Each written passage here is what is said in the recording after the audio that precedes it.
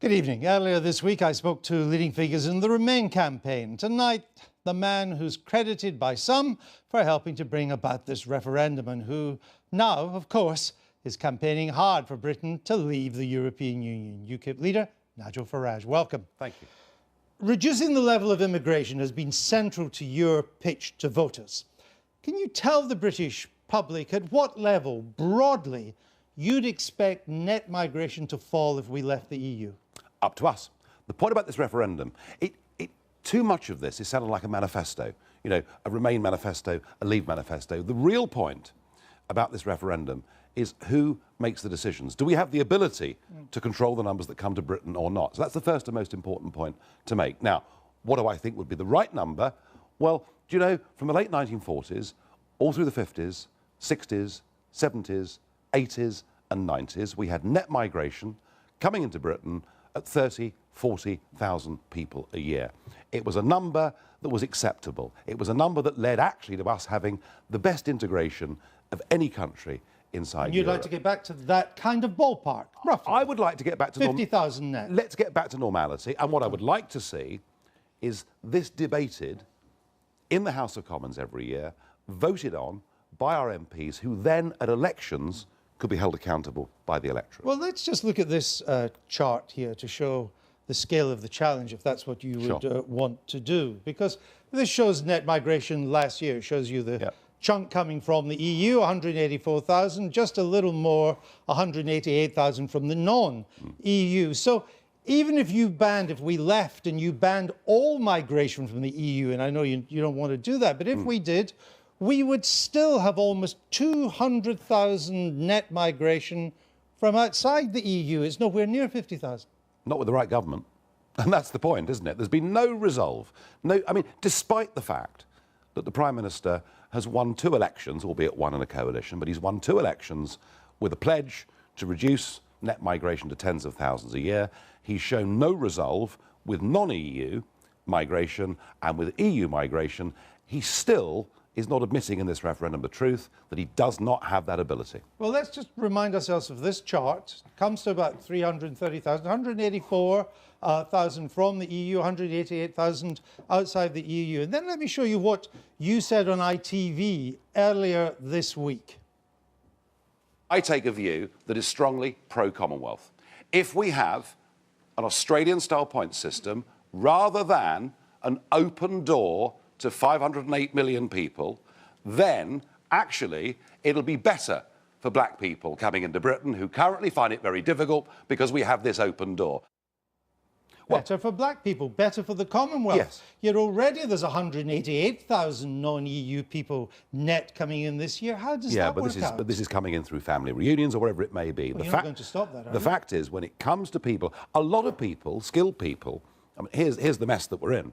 A lot of skilled people from the Commonwealth find it impossible to get into this country, whether you're, you know, an engineer from India or whatever it is. So you'd like to increase the numbers? Well, what I'd like to do is to have a non-discriminatory policy on both work permits and settlement that did not say we'll have an open door to Romania or Poland or France or wherever it may be, but we will actually give everybody an equal shot from across the world. I understand that, but you were implying in that debate, and you've said it before, that actually maybe we could increase if we left the EU, we could increase the numbers coming from outside the EU. I put 2 things to you. One, we already have almost 200,000 coming in outside the EU, and we aren't. Even you are not going to stop everybody from the EU coming in. So I see no way that you get to that 50,000 net figure. There are 2 points here. One is quantity. The other is quality. Well, stick to the quantity, because that's what I'm asking you. Well, actually, if you go for quality, you make a big difference to the quantity. Now, if we have a system that says we want people who are coming to settle in this country or to work in this country to have trades and skills to bring so that they will net be beneficiaries to our society, that they don't have criminal records, that they bring their own health insurance for the first few years, by going through that route, you automatically cut the numbers down pretty dramatically. Right, but if you cut the numbers down like that, you break your promise to the young woman on the ITV debate, when actually there would also be less net migration coming from outside the EU. Yes. But there would be both, wouldn't there? But what we would do, in terms of the issuance of work permits, is not favour the EU over other parts of the world. We would have a fair non-discriminatory approach to this. And that, you know, I'm sure that's the right way ahead. None of this is telling us, given how keen you are on non-EU migration, or at least that's what you said to ITV, how you get anywhere near 50,000. Well, let me simplify it, all right? That used to be a British passport. how long it was going to take you to bring this yes, out. and it's worth it, isn't it? Because what does it say on it? European Union. And there are 508 million people entitled to one of those, any of whom can come to the country. So the first thing we have to do to get to my aim, which I agree with you, given where we are, it's a hell of an ask. But also given where you are with non-EU immigration, which you've been bigging up. Hang on a second. What we have to do first is get back control over the bit over which we have no control at all. And one of my concerns is that just a few weeks after this referendum, we've got Greece going probably for the third bailout. We've got the Italian banking system in a very serious crisis.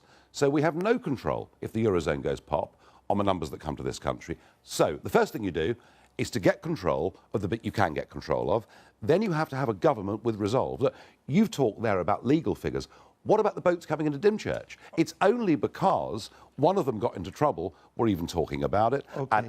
And the government has been warned repeatedly, we've not had the right government. Let me put a broader point to you about migration. EU migrants who come here, they're more likely to work than people born in this country.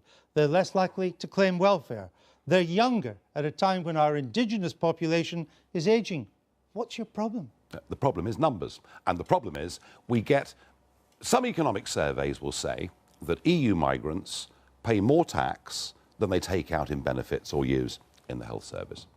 Other reports, and I mean, you know, Migration Watch say actually net it costs us a bit, and the House of Lords said economically it's about even. All right. Now the Chancellor, George Osborne, seems to think this is wonderful because it's good for our GDP. Well, of course, if your population is growing by 500,000 a year, it'd be surprising if your GDP wasn't growing. What is not growing is GDP per capita, especially for those earning average salaries. And my problem is simple. Number one, people living on average salaries have seen a 10% decrease in their real living standards since 2005. And number two, do you know what?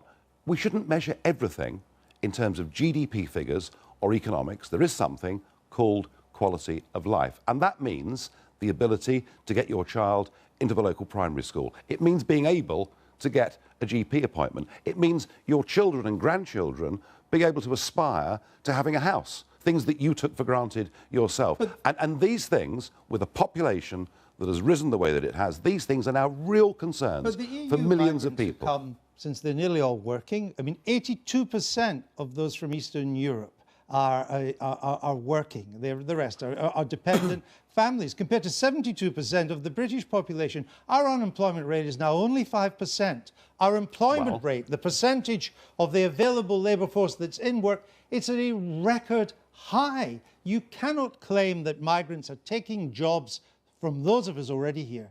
Well, there are still 1.7 million people unemployed in this country.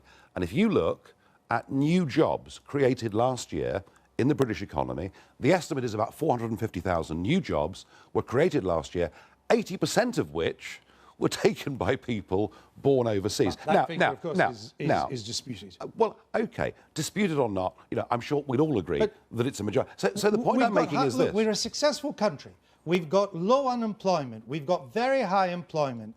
Bright, young, educated people, they find it tough in their own country. They want to come to our country. You and I are old enough to remember when people fled this country, there was a brain drain.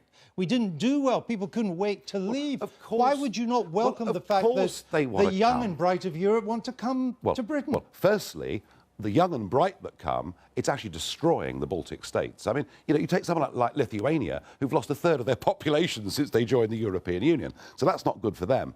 In this country, the problem is we've taken too many unskilled people into this country, and big employers, pretty unscrupulously, have chosen to employ those over British people. And I do not accept the criticism that I hear, that the reason we have to have all these unskilled foreign workers is that British workers are too lazy, too drunk and too useless. I simply do not believe that.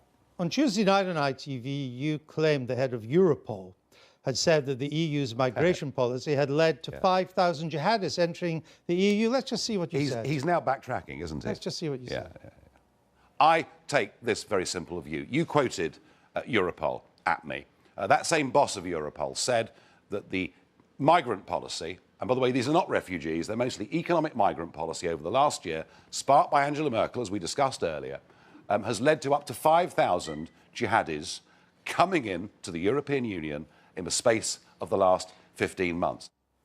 Turns out he didn't say that. Well, he did say that, but since I said that, he's backtracked. Where did he say it? Well, he said it, 3 months ago, 4 months ago. Where is that but on he's the now record that he backtracked. said it? Oh, I've got it on documentation. I've been using that quote since February of this year. But now we're reaching a critical point in the referendum. He's now backtracking. But crucially, what is he saying? Well, let's just see what he's saying. Because it's actually very important. We can put it up, what he's actually said in response. This is Rob Wade, right? Yeah. He's British, Yeah. head of Europol. Yeah. To be very clear, Mr Farage's claim on the ITV debate that I've said EU migration policy led to 5,000 jihadists coming to Europe is 100% false. 100%. Well, actually what he said the next day was that the number was probably about a third of that, OK? That is what he said. Now, let's say that he's backtracked from 5,000, but even if it's a third of that, all right, even if it's about 1,500, bear this in mind.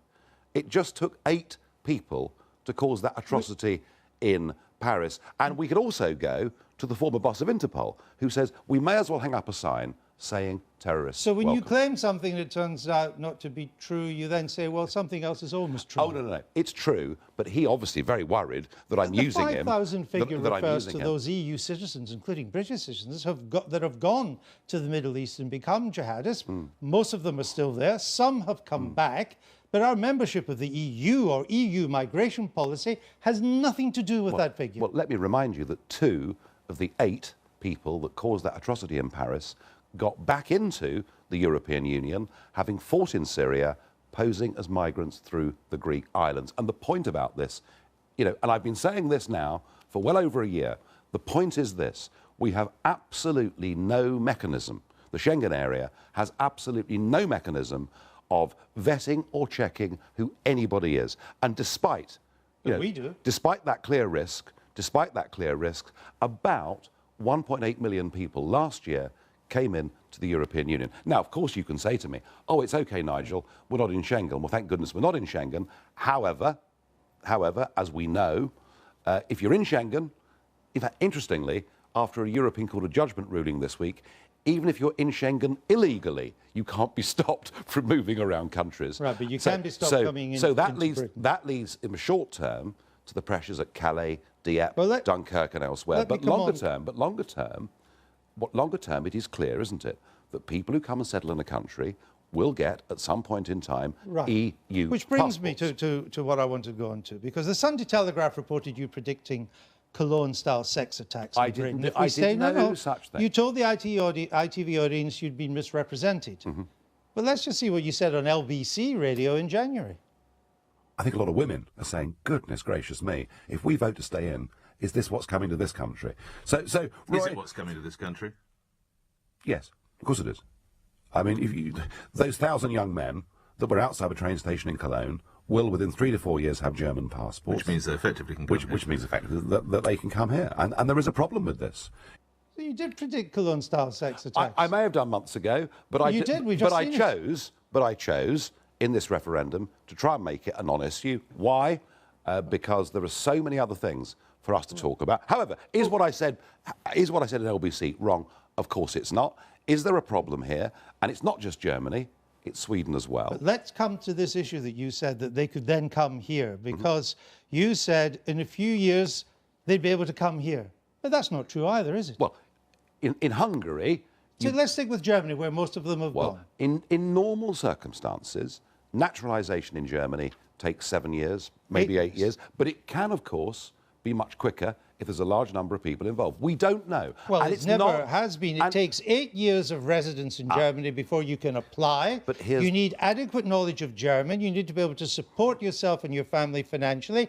And most important of all, to do with the Cologne sex attackers, you need a clean criminal record. the Cologne sex attackers, there have been hardly any convictions at There's all. been quite a few And there have been hardly any convictions. But and they couldn't come here in a couple of years. But That's the point, just not true. But it won't be for us to decide whether people in Germany or Sweden or elsewhere get passports that give them full access to Britain. But it's not a couple of years. That's why. As you tried to make Well, out. I said 3 or 4 years. Turns out it's 8 plus. In Hungary it's 3. In many other countries it's 4. In Germany it's 8. But well, it's trying not to. It's trying not to. But the point remains the same. The reason I got that passport out earlier is we do not have control who gets those passports. We've seen in Cyprus, we've seen in Malta, that literally EU passports are for sale to anybody. That surely doesn't make us safer. Most people do want to control immigration. Most people, the polls suggest, think it's been too high. But language and tone are important, particularly for public figures. This is what the head of your church said about your Cologne comments. I think that is an inexcusable pandering to people's worries and prejudices. That's giving legitimization to racism, which I've seen in parishes in which I've served and has led to attacks on people in those parishes. And we cannot legitimize that. So lots of people watch this and think, yes, we do need to get control of immigration. But let's not pander to people's worries, as the Archbishop says. We have good archbishops and bad archbishops. What categories does he fall into? Well, given that he was talking specifically about what had appeared in a Sunday newspaper, he clearly had read a headline and not the very careful words that I used. To you on LBC. I doubt it very much indeed. You know, but if he had, he'd been right, wasn't it? Because that's what you said. I'm not trying to... What I'm saying is I want to make sure Britain is safe. I believe by controlling its borders and by having a strict policy about who can come to this country, we can't completely isolate ourselves from international terrorism and the problem the world faces. But the question in this referendum is, can we make ourselves safer? And I genuinely believe that we can. Let me come to one other thing before we move to the economy.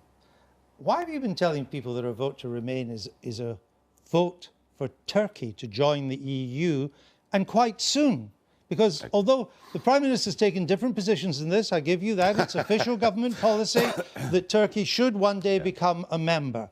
But you and I both know it is not going to happen anytime soon. Okay, well, let's just be clear about the Prime Minister, who has been the biggest cheerleader for Turkish entry since 2005. And I put that to George Osborne, so we've done this. Since 2005, and including March the 18th this year, Indeed. a European and Council I put that to George resolution too. in which they said they're going to speed up the accession process. I would add to that, because now he's pretending that he's got a veto. I mean, not that he'd use it, of course.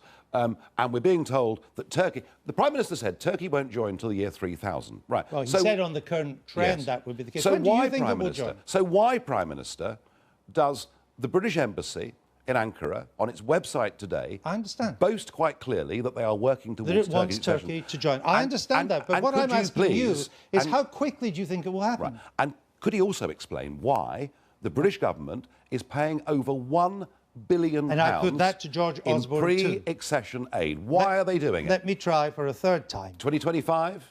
2026? Let's look at that 2027? timetable. I don't know. Turkey applied to join in 1987. 63 they first did, actually. Yeah, but 1987 is the current membership application. It's 40 years old almost. Yeah. They need to qualify in 35 areas to be able to join. How many have they done so far? Oh, 2, I think it is, or 1. 3. Yeah, and it's in science. But hang on, They've made little progress in 14 areas. They haven't even begun talks in 20. We allowed Romania to join the European Union, whose treatment of 3 to 4 million Roma minority, says to me it should never have been allowed. The point about the European Union is, when it really comes to it, there are no rules. If they decide they want to do it, they will do it. But the hypocrisy is not from our side. We've warned about EU, and I've campaigned against EU enlargement for 20 years because I thought letting in countries whose average incomes were so much lower than ours would lead to big migratory waves and big problems. But for the Prime Minister and for the Chancellor now to be pretending that Turkish accession is not happening when 27 heads of state said they wanted Turkey to join as soon as possible. It was the timetable I was simply trying to get, and on this timetable, we don't know, do we? It's a long way away. Let me move on. But it's not just Turkey; it's Albania, it's Serbia, it's Turkey Macedonia. is the big one, there are 5 countries en route to joining. let's move to the economy. You criticise the Prime Minister for saying the following. This is what you said. The Prime Minister is saying we wouldn't be able to access the single market unless we accepted the free movement of people. Yeah. Let me tell you, that is completely and utterly untrue. But the Prime Minister is right. Of course, we still have access in the sense that in or out, we'd continue to trade with the EU. Good. Of course, we trade with the whole world. But he used the word access. But we would not be able to trade in the same terms as we have with the single market. Do you accept that? Right. What I object to in this debate is that quite deliberately, the Prime Minister and the Remain campaign, Lord Rose, well, he's disappeared, but the Remain campaign continually say that you cannot have access to the single market unless... Now, the truth is... I'm not saying that. Of course you would. What I'm trying to work out... I'm trying to work out what is the basis, do you think, if we left, what basis would we have access? Okay. For the viewers, can we just clear this up? The whole world has access to the single market, all right? So let's just get that straight. I'm trying to work out the basis. Now, the question is, on what basis do you have access? That's what I've been asking. Right, OK. Let's ask ourselves a bigger question. Why did we join the European project 40 years ago? I would just like an answer to the question I've asked. What basis? I'm going to explain it to you. We joined for tariff-free access to the European market in a world of high tariffs. We now live in a world of low tariffs. And that cuddly common market has now become a political union where the costs of being part of a single market outweigh any benefit that we get through reduction of tariffs. So, OK, we vote for Brexit, we go into a negotiation. Let us just for the moment assume that the Germans and the French decide they're going to cut off their noses to spite their face with their biggest trading partner in the world, and we go to WTO rules with tariffs. That's the worst case scenario. All right, well, let's take that scenario. Let's say the worst case. WTO is the World Trade Organization. It overviews, it authorizes the global trade rules. The WTO's own analytical survey said that if we traded on that basis, our businesses, we would face, in this country, £9 billion more of tariffs on imports coming into this country. £9 billion in higher costs to the British consumer. That's about the same as the net saving from the membership fee if we don't join. Gone in a puff of smoke. Not a penny left for the NHS or all the other things you said you would spend it on. I've given you the worst case scenario, OK? Well, but deal with that. However, what we could do at the same time is take away the 10% tariff on every motor car made in Japan that is sold here. What we could do is take away the 17% tariff on shoes that are manufactured in Vietnam. You can't take away individual tariffs under WTO rules. Under what's called most mutually and favourable standards, you have to treat everybody the same. You couldn't do that. And our exports would face 5 billion tariffs in markets. Your own business in Britain says 7 billion. Lower profits, jobs lost. No, I don't accept that, because the worst case... What does the worst case scenario mean for that 12% of our economy? Let's just get some figures on this. 88% of the British economy does not export goods or services to the EU, all right? Of the 12% that does, what would, if this worst case scenario occurred? It would make their products a bit more expensive. Yes. However... £9 billion worth more. However, currency fluctuations every month are bigger even than those tariffs. But here's the point. There is a tariff-free zone that extends from Iceland to Turkey. Sure. Interestingly. So Turkey has a tariff-free deal with the European Union. For goods. Without... Not for services. Well, to be honest with you... 80% of our economy's services. Well, to be honest with you, I worked in the service sector. I saw the single market arrive in 1986, and 30 years... no, it's not complete. 30 years on... I understand that. 30 years on... We have a vested interest then in staying in to complete... I mean, we could take a decision that we wouldn't put tariffs on any imports if we left the EU. At the moment, we have to put tariffs on non-EU stuff because that's the EU rule.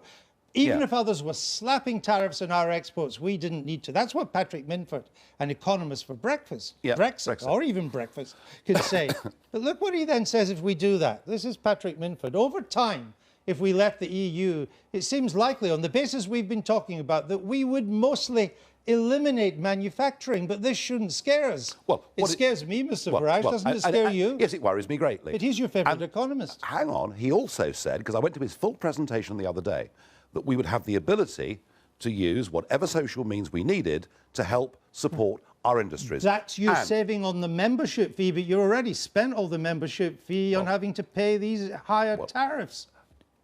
As I say, the worst case, an extremely unlikely scenario, for reasons I will go into in a minute, the worst case scenario means that not only are we no worse off, right, because our net membership fee is best part of £10 billion a year, but we would also not have to go on regulating with new EU regulations the 88% of our industry that does not do business. We would not have to accept free movement of people, and we'd be able to do our own trade deals if we chose with Japan to get cheaper motor cars. But are you really telling the British people tonight that if we vote to leave the EU, the prospect for manufacturing industry is that it heads over time for elimination, and all it can hope for is some subsidies just to reduce the pain as we eliminate it? Do you know what you're saying tonight? Do you know what has happened to manufacturing industry? What has happened to our chemical plants, 24 of which have closed? What has happened to both our aluminium plants? We still have a highly successful manufacturing sector. But we've lost it. And now you're saying we could eliminate it. No, I'm not saying that. We've lost our heavy engineering. We've lost much of our heavy manufacturing. And why? Because we went down the European Union route of going for wind technology and expensive costs of electricity. Well, I do wonder if and we did it. Well, hang on. Tony Blair signed us up to a 2020 strategy, and we have beggared heavy industry in this country. All right. Let me ask you one final question, Mr. Farage. On Wednesday, the Chancellor, sitting in that chair, he ended the interview, as we are about to now, by claiming the referendum was a choice between your, what he called, mean and divisive vision of Britain, and a more confident and open one. Remain want to make you the poster boy for Leave because they think if they do that, they'll win. Doesn't that worry you? Not in the least. They are part of the Westminster bubble. None of them have ever had a proper job in their lives. None of them go out and meet ordinary people and perhaps, in my case, occasionally have a pint with them. And let me tell you, my vision is to put this country and the British people first, and for us to divorce ourselves from political union and to re-engage with the rest of the world. It is upbeat, it is optimistic, and do you know something? I think we're going to win. Nigel Farage, thank you for being with us tonight.